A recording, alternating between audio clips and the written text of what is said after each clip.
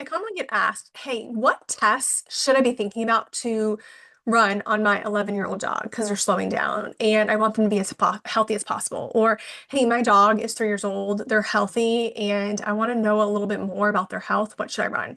And those are great questions because I get it. I also want to really know what is going on behind the curtain with my dog's health so that I can be proactive rather than being reactive. And sometimes we have to be reactive, unfortunately. Fortunately, we can't predict and control everything because there's a lot of factors that goes into our pet's health. What I can say is there are some non-traditional, unconventional tests that aren't really spoken about that really provide value that are easy access for you. So what I want to do is I want to go over them with you. So we can talk about beyond basic lab work. We can talk about how blood work and fecals are great because they can tell us about intestinal parasites, which could be affecting your dog's stool or your cat's stool, or your blood work, which lets us know that there are some liver changes or kidney changes that make us dive deeper, but they don't tell us everything. They don't tell me if your pet is struggling with an ongoing issue with like liver detox. So this helps us go deeper, especially in prevention. This doesn't always have to be reactive. This always doesn't have to be with what is going on. And so I want to introduce these to you. There are several of them. We're going to go over titers. We're going to go over glyphosate testing. We're going to go over vitamin D, microbiome, heavy metals, mineral testing, mycotoxin testing. So those are the ones that you can expect to hear about in this episode. And so titer testing. This one gets a little hot, doesn't it? And so titer testing is, I think, a underutilized tool. I'm just gonna be very candid. It can help us with over vaccinating our patients, which can affect their immune system. And so what it does is it measures antibodies for diseases like distemper parvo, sometimes rabies. I've even seen one floating around for leptospirosis. And so it tells us if your pet is protected without us having to over vaccinate. And so how they sometimes can get exposed is maternal antibodies, exposure to unvaccinated animals, wildlife contaminated environments. So how they can get exposed to these diseases. And so this testing can be good for maybe if your dog or cat has a chronic illness and you're like, I don't feel comfortable. Maybe they have unregulated inflammatory bowel disease. Maybe you've just got things regulated and you're like, I don't want to ask the immune system to do more. Maybe they have cancer. Maybe they have some other disease that is ongoing. What I have started doing in the last few years, and I feel so aligned with this, is I've stopped vaccinating pets that were coming in for vaccines. And oh, by the way, I find on exam that their skin is a wreck, or their ears are infected, or they're having diarrhea, or they're coming in for checked skin and vaccines if okay. Vaccines are designed for healthy patients. And in my opinion, if your pet has a skin infection or ear infection or something else, they're not healthy. Pause in the vaccines. And so testing for antibodies may be good if your pet has a chronic disease. Seniors, if your dog is 12 years old, there's a really good chance they have antibodies, that their titer levels are accurate. If your pet has vaccine sensitivities, I understand my dog does. So I've been really intentional on not overdoing it for his immune system. Or if you're a pet owner and you're like, I just don't want to over vaccinate my dog, period. They're healthy. I want to keep them that way. And so if the titer is strong, no booster is likely needed. Now, if it is low, consider revaccination. Support the immune system, support them with detoxing. There's a lot of ways that we can do that. Supplements, lifestyle, nutrition, household products. There's quite a few ways that we can help support them that way. Now, the thing is what I would consider doing is, let's say you test your pet, you do a vaccine titer and things are good. I wouldn't consider that a one and done. Retest them in 6 or 12 months, depending on what you're checking for. And that's how I would check their titers. It is a blood draw. Glyphosate testing. This is a common test that I bring up in nutrition consults a lot. And that's because unfortunately our pets are exposed to glyphosate in a variety of ways. It can be weed killer, think Roundup, lawn treatments, especially if you live in a very HOA dominant environment, conventional grains, processed kibble. That's a huge source of it. And so how can they get exposed? Walking on sprayed lawns, licking their paws after that, eating contaminated food. And so it is really valuable for a pet that has chronic allergy issues. Chronic anything, in my opinion, chronic stool, chronic allergies, GI issues, unexplained inflammation, unexplained X, Y, and Z. In fact, just today, I was reading a nutrition consult form for a dog that I'm consulting on later this week. And the owner had supplied this beautiful summary and was told the dog had a random bout of pancreatitis that they thought was from a food, but the dog had been eating that food for months and months and months, and one isolated, switched the food, there was no improvement. Made another switch that was recommended, and this dog was given metronidazole, an antibiotic that, in my opinion, is overreached, overused, and still didn't get better. So I'm like, probably because now the gut flora is even more out of whack. And so this is a case where I would say this is a dog that I would consider testing. And what I don't know is if it's going to be normal or not. If I knew, then we wouldn't have to test. And so it is something worth investigating. There's a numerical value. This is a urine test from the lab that I use, and it can provide some really good information. And so the good thing is typically sometimes with this, and it depends on the level, is we remove the source if we can figure it out. So switching to organic foods, switching to homemade foods, avoiding having your yard sprayed, wiping their paws off when they come in from outside if you have a dog and you're walking them. I do not spray my yard. However, I don't know what other people do in their yards, although it's pretty easy to tell when you're walking them. If your yard looks like mine, where it is trimmed, but there are these like weedy flowers that pop up, probably not being treated. And so when I walk by very meticulous lawns, I'm like, there's probably some pesticides on there, herbicides, insecticides, something. And so I always wipe my dog's paws off when we come in from outside. A waterless shampoo that doesn't have fragrance, phthalates, sulfates, or you can use plain water or a vinegar water bath to some concoction. And so those are ways that can provide information for glyphosate. And so what I want to do right now is, if you're like, this sounds great, and I haven't even gotten to the rest of the test, I want to invite you to schedule your one-on-one nutrition consultation. These are topics we talk about. And while I would love for every pet to have all of these tests done, because everyone reveals a different part of their health, it's like a puzzle. Every piece to a puzzle has a different importance. But I also understand that it's an investment, and some of this has to be taken solely. And some of these tests are a little bit more appropriate and a little bit more urgent than others. This is all what we discuss in a nutrition consultation. So we can see how you can prioritize best for your pet based on what are you seeing, what do you want to see, what are you feeding, what are you not feeding, what's your environment like, what has their life been like, so that it's personalized. Because yes, I can just recommend all these tests, and I will tell you, some pets, I'm like, all these tests would be great, but I really would focus on this one and this one, and depending on what those say, then we'll look at the others. Sometimes there is an order to help us with this pet, with the pets, so it is personalized. All right, moving on to number 3, we have vitamin D testing. And so vitamin D is actually more than a vitamin. It acts more like a hormone. And low levels can sometimes be tied to cancer, immune dysfunction, arthritis, mold toxicity. So there's quite a few things that we would want to know. And often they can get deficient, our pets, with not enough sun, and they need to rely on their food to get the vitamin D.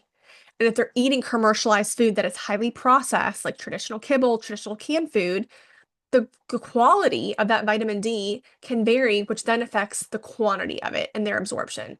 Not to mention, if they have any of these other things going on, where it's this vicious cycle, if they don't have good gut health, and then they can't absorb it, it's this vicious cycle.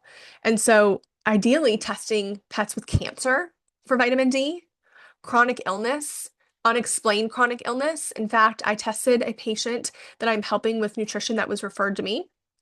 And this was about 4.5 weeks after we had started his homemade diet. He was extremely low, extremely low. So low that when I consulted with the lab company, that they were like, I would highly suggest testing this dog for mold because it is that low.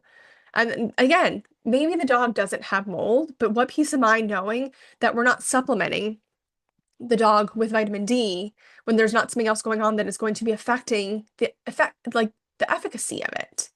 And so really valuable. And so sometimes this is very fine-tuned on, hey, let's do this test and this test. And depending on what we find, we may need to do this test and this test. Or we'll do those, and depending on what it says, we do those recommendations. If we're still hitting a speed bump that we're not quite happy with, we have tools in our toolbox.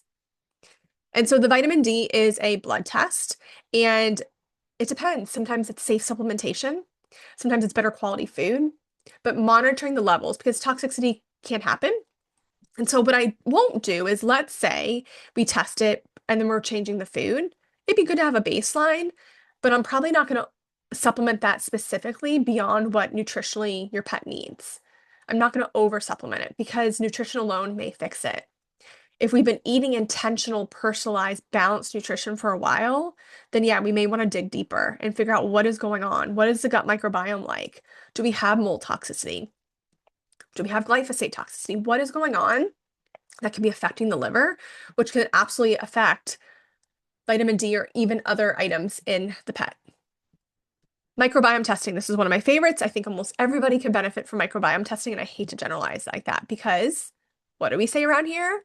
No two dogs are the same. No two cats are the same. No two pets are the same. So microbiome testing is through poop. It will detect gut bacteria, yeast, viruses. So the community that your pet's gut has, there's a community there. We want bacteria. We want certain things there because certain bacteria, yeast, fungi, they digest certain things. We want a good population. And so this test is really cool because it will tell me, is there a proper amount of bacteria? What is the distribution? Do we have a nice even distribution? What is the vitality, like kind of like the life of this bacteria? Is it good quality?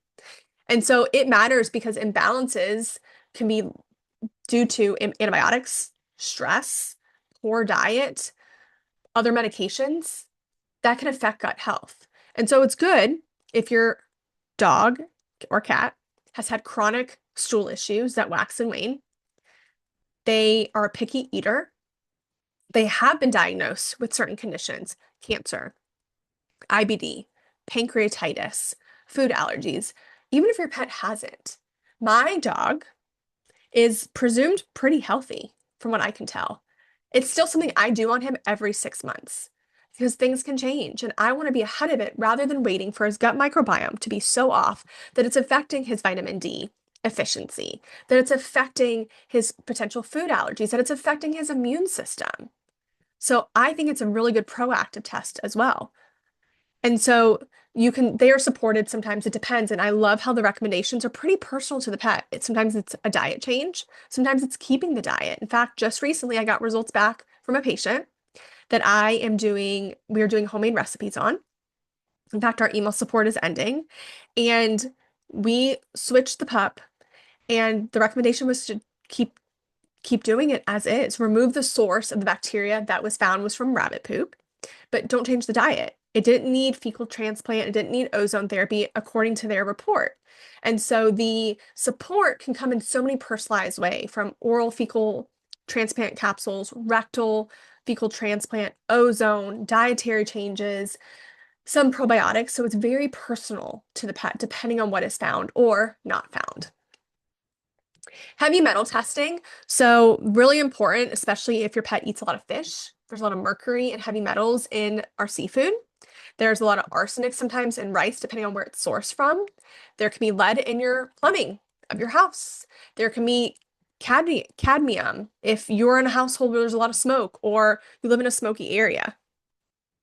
So very important.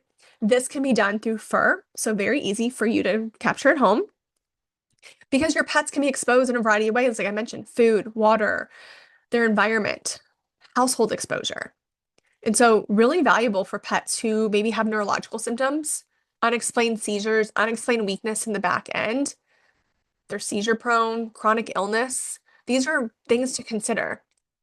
And so it depends on what we find, depends on how we fix it. Do we filter the water? We obviously can't change our pipes necessarily in our house, although some pet parents are committed to do that.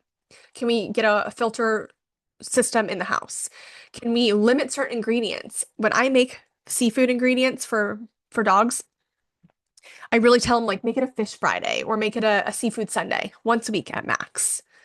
Do we need help supporting their detox pathways? Is that through milk thistle? Is it through antioxidants? Again, knowing what is the state of their liver.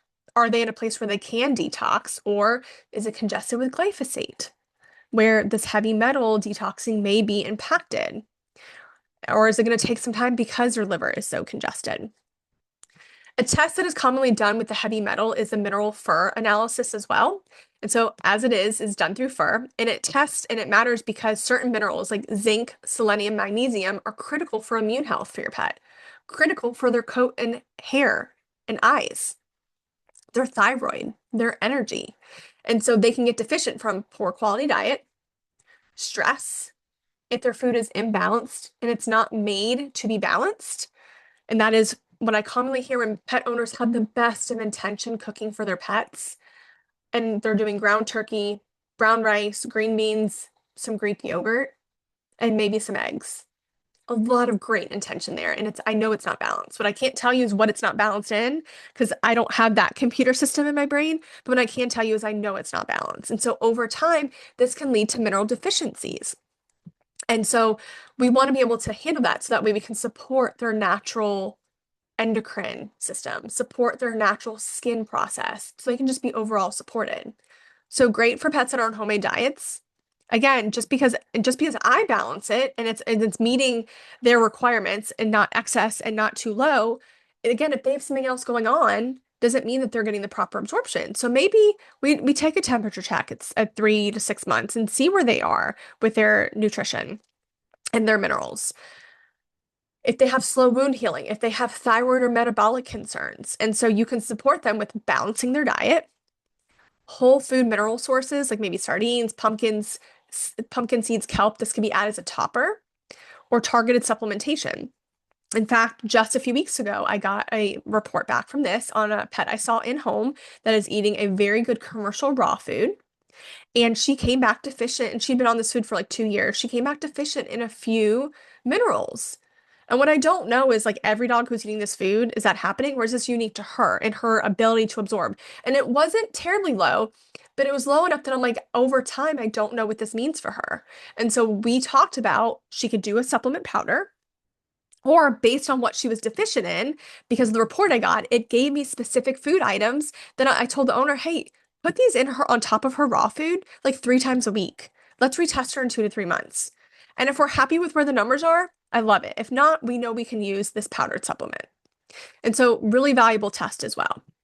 And the last one is mycotoxin. So, mold, bad mold. It can be found in food, especially in grains like corn and peanut, like your traditional kibbles, water damaged houses, especially live in certain parts of the country. Mold is really prevalent. Here in Florida, it's almost more common to be exposed to mold than to not. So having that tested, having your house tested, that way you can rule it in or rule it out. So they can get exposed through eating the kibble that's been contaminated, living in a moldy house. Sometimes you don't even know there's mold in your house.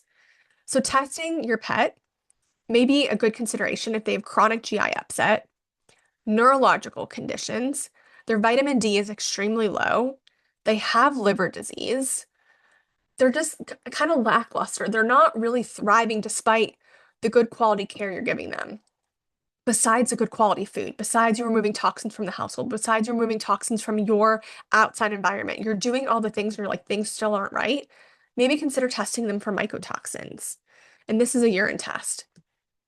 And so to wrap up real quick, we have titer testing, blood tests. That is something that you probably would need to be seen by a professional to have the blood drawn. Check to see where they are for their antibodies for certain vaccines. We're not over vaccinating them. Glyphosate testing comes from a lot of weed killers, lawn treatments, conventional grains. That is a urine.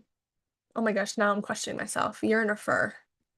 Urine, fur. Oh my gosh, I'm having a brain fart now. Easy accessible test at home. Vitamin D testing, blood test as well. So you would need blood drawn. Really, really important, especially because certain things can affect vitamin D efficiency, poor gut health, mold.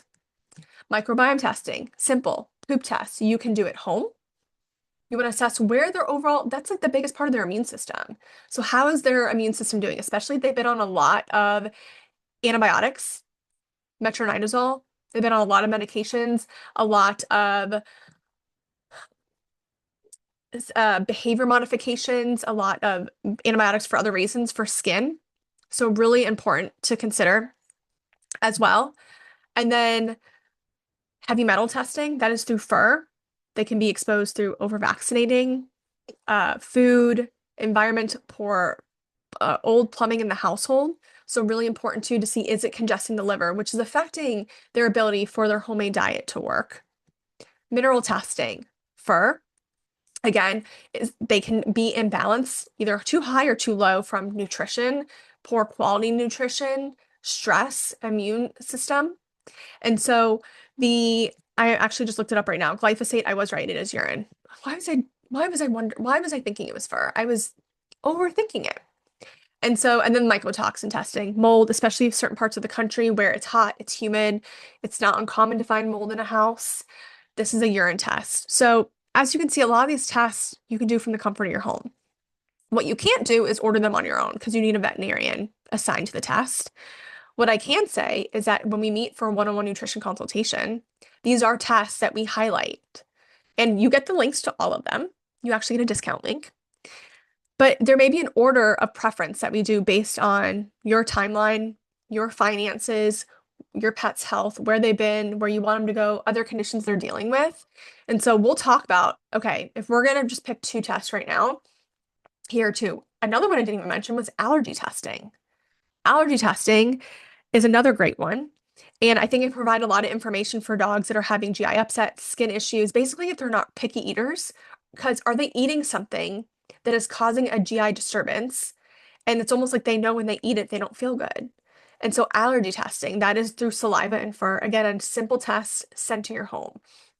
And so what I want you to have is peace of mind knowing that a lot of these tests are accessible to you.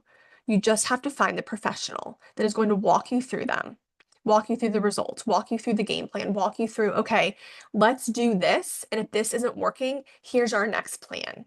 Whether that is a nutritional change, whether that is an additional test, whether that is an additional detox supplement or detox pathway, whatever that is. And so my hope for you as a pet owner is to know that you have options. You have options if your pet is sick and conventional isn't working. You have options if conventional is working. You're like, man, when my dog gets this medication, this improves, but I'm wondering, is it affecting their gut health? Is it affecting their heavy metals? We can find out so that we can be proactive rather than being reactive. And so these tests are not for every pet. They're tools for when the basic tests and basic treatments aren't giving us answers and they aren't giving us solutions. So that way we can peel back the onion, pull back the curtain, take out the magnifying glass, and get a deeper look. If your dog is still struggling despite quote unquote normal blood work, or if you want to avoid unnecessary intervention, unnecessary treatments, these deeper dives may be the very piece, the very information that tells you what's going on. So this is too what I incorporate in my consults. So I want you to know that we go well beyond just what are they eating and what should they be eating. So that way you can have peace of mind, so you can help them live better, so that hopefully we can get them to live longer.